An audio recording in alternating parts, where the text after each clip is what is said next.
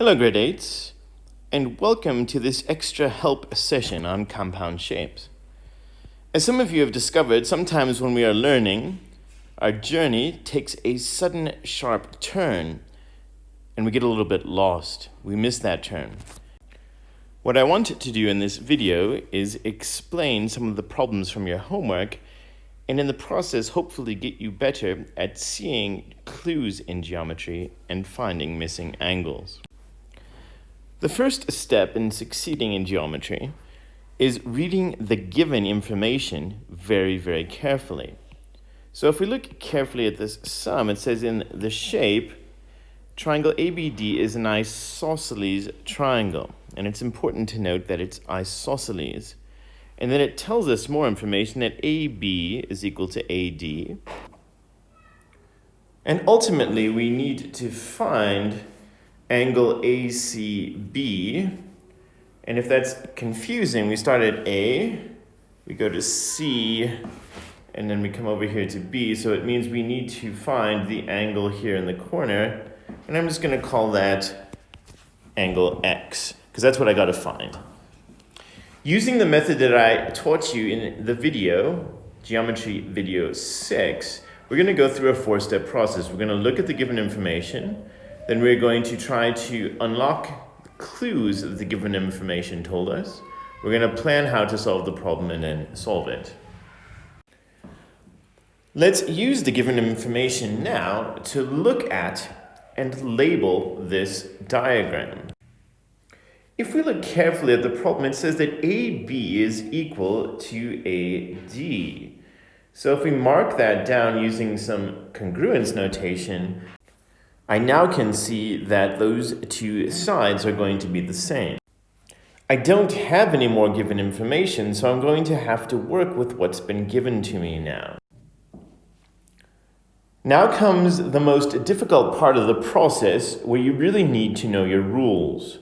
Somehow in this problem, we have to figure out how to get this angle.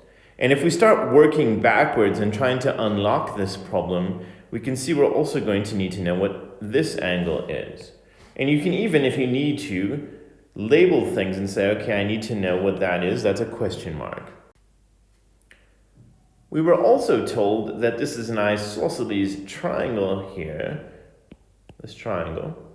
So it means that we can also figure out, if we want to, what these angles are. So now we need to pause and say, how can we do this? How can we figure out how to get these angles and this missing angle? And we're going to use our different rules to do that. To find the base angles of an isosceles triangle, we know that these two angles are the same. And we can give them a label of any letter we wish. In this case, I'm going to choose the letter Z. So we're going to use angles of a triangle to figure out how to get Z. Next, we have to figure out what this angle is going to be. It's right next door to the angle over here, and so we're going to use angles on a straight line. This plus this has to equal 180. Finally, we need to actually solve the problem and get X, and the way that we are going to get X is using angles of this triangle. Once we know them all, these three angles have to add up to 180. With my knowledge and my ideas of how to find these missing angles, I now can plan how to do the proof. I'm going to find Z first. I'm going to find angle Y second. And I'm going to find, finally, Z third. So it's a three-step problem. And I am now prepared to solve it. Starting with angle Z that I have labeled myself, I know that Z plus 44 degrees equals 180.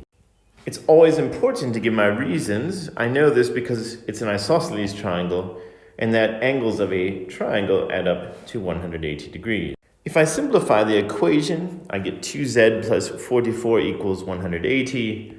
And then working through the equation, to get my numbers on one side, I will move the 44, and I'll get 2Z is equal to 136.